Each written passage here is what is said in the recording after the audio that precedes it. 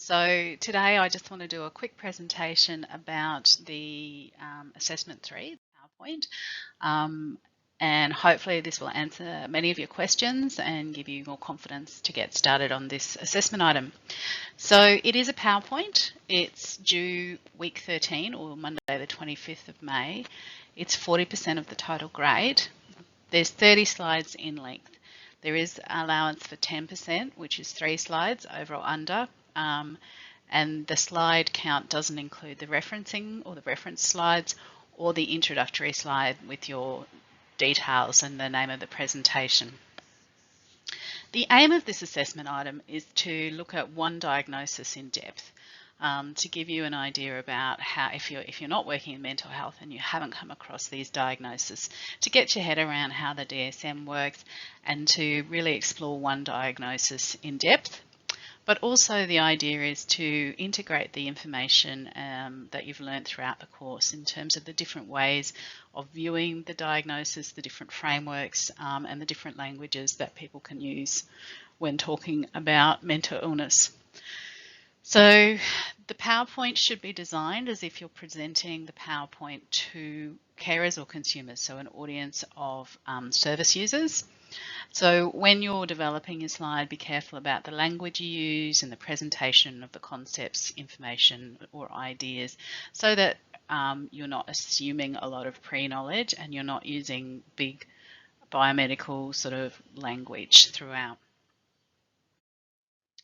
So these are the diagnoses that are in the list, and hopefully they cover most of the things that you're interested in learning about. I've had one question about whether we're able to focus on one particular diagnosis sort of under major depression, such as postnatal depression, and I'm happy with that, particularly if that's the area that you're working in and you really would like to focus on that. If you've got any questions about that, please feel free to email me if there's a particular diagnosis that's not on the list and it's something that you would actually be presenting information to a group of service users about, so you'd like to use this assessment item within your own workplace, feel free to contact me and we can have a chat or look at the options there.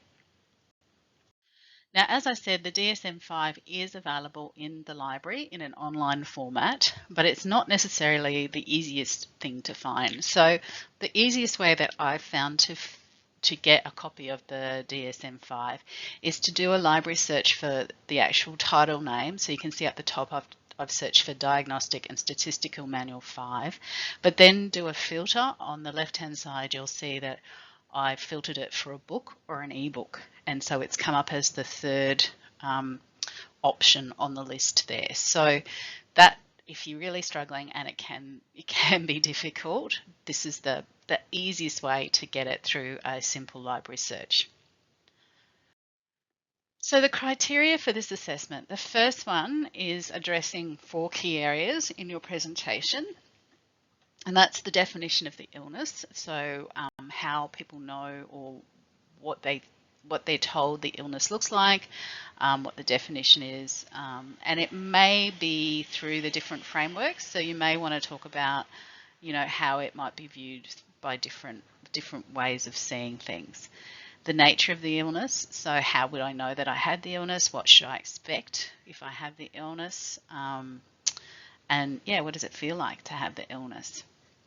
The impact of this illness on a person, their family and the community. So there are three things that really should be covered in this. So what are some of the overall issues that I experience if I have this diagnosis? So how does it affect my family life, my work life, all those sort of things? How might it impact on the family or the carers that they're living with and the community in general? So what is the overall impact of this diagnosis on the community? And how and where a person experiencing this mental health issue would find support and information. So what are the practical aspects of what do I do now when I've been diagnosed with this illness? So they're the sort of things that you'll be wanting to focus on throughout your assessment. And then the other ones are that you've included not just the biomedical information. So It's very easy to look up fact sheets about depression or bipolar disorder and sort of regurgitate that. But really what I want people to do is to think about, well, how are the other frameworks viewing this? So what are the social implications? What are the social impacts? What are the social factors which may have influenced my experiencing the disorder? And same with the psychological. What are the psychological impacts that may have influenced how I experience the diagnosis, but also might be part of my treatment or intervention? So yeah, you also get marks, 6 marks. So that's a really big one. So make sure you do look at the different frameworks because you will lose a lot of marks if you haven't integrated different concepts or different ways of viewing the illness. You get 6 marks for using language descriptions appropriate for the target audience. So you may want to use some videos and things that show a lived experience. Again, be conscious of the audience. So I wouldn't be putting in like a half-hour video, because if you're trying to capture people and provide information, short is usually good. And then looking at being creative, being engaging, referencing well, and structuring the presentation clearly. So they're the overall criterias for the PowerPoint. So in terms of other things to think about when you're doing your presentation, you can use the notes section of the PowerPoint slide if you'd like to expand on what you've presented in the slide.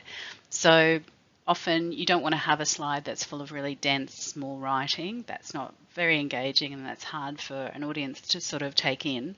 So you may want to put dot points or sort of summary points on the slide and expand further in your notes section. So that's fine. If you feel there's information that demonstrate or that are important, but you don't want to put it all on the slide, add it into the notes section. So that's fine. It gives us an idea of the extra information that you may have found and sourced to inform the information on the slide. Please don't record the presentation. A lot of people don't have the most up-to-date PowerPoint versions, and also when you're marking it, you do go forwards and backwards and look at all the different things to make sure you're not missing any of the criteria. So that makes it really hard if it's got a recording. So we're happy just to have a straightforward PowerPoint presentation file. Feel free to use pictures, video clips, or graphics to make your PowerPoint presentation engaging and interesting. Theoretically, all images should be referenced within the presentation, but if you're just using a picture to sort of make a slide look pretty, or there's no sort of identifying information on that picture, I'm happy if you don't reference it. If you feel uncomfortable about that, please just put the image web address underneath that image, just even if it's in small sort of writing. But anything that has like a diagram that includes information that's been developed by somebody else, that should always be referenced. Any videos or things that are developed by other people should be referenced appropriately. So as I said, feel free to use either APA or Vancouver for referencing. So APA 6 or 7 or Vancouver. Vancouver's the referencing system that's not used in health very often, but it has the numbers against the information, and then the reference list tells you which reference the numbers relate to. It can be a prettier way to do a PowerPoint slide. So if you feel that the APA referencing is too intrusive on your slides, feel free to use Vancouver, but only choose one referencing style for the whole PowerPoint presentation. Don't mix and match. Yep.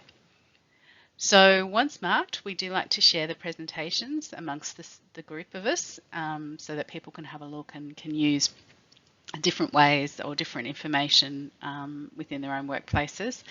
But please let me know if you don't want your PowerPoint shared. It's not mandatory. It's really just something that people can access. So it's fine. No judgment. Just flick me an email. Let me know that you don't want your presentation included for others to see. Just to be aware that this has been a very strange trimester for many, many people. I'm sure you're all aware. And there have been some extensions and special circumstances that people have required an extension. So we won't be loading the presentations for people to see until everyone's submitted their presentation. So there may be a delay there. So just be aware that it may be several weeks after everyone's sort of finished that the presentations will all be uploaded. So last, remember to include the different frameworks. It's worth pretty much half the marks, so make sure you do that. And if you have never used PowerPoint or you have trouble, Griffith Library has some study materials to help you, so there's the link to those. Okay, and finally, I've just added some additional information that people have put in previous presentations. So you can see from these, and I've just randomly chosen, people do the PowerPoints very differently. And that's why we don't include sort of exemplars, because if people will follow an exemplar. So be creative. Let your creative juices run riot and see what you come up with. So that's one sort of overview. And there's another one that sort of provided a different way of sort of engaging with the audience. And people have done risk factors for body dysmorphic disorder there. And what have I got? Oh, some how people may experience a major depressive episode. So as you can see, everyone does things very differently, and that's great. It's I love reading the PowerPoints because everyone does things differently, and it's a really interesting assessment. So hopefully that's answered most of your questions, but if you've got burning ones, please use the discussion board so that everyone can see the answers. But if you're concerned about using the discussion board, you can always email me. Yeah, hopefully that was helpful. Thanks. Bye.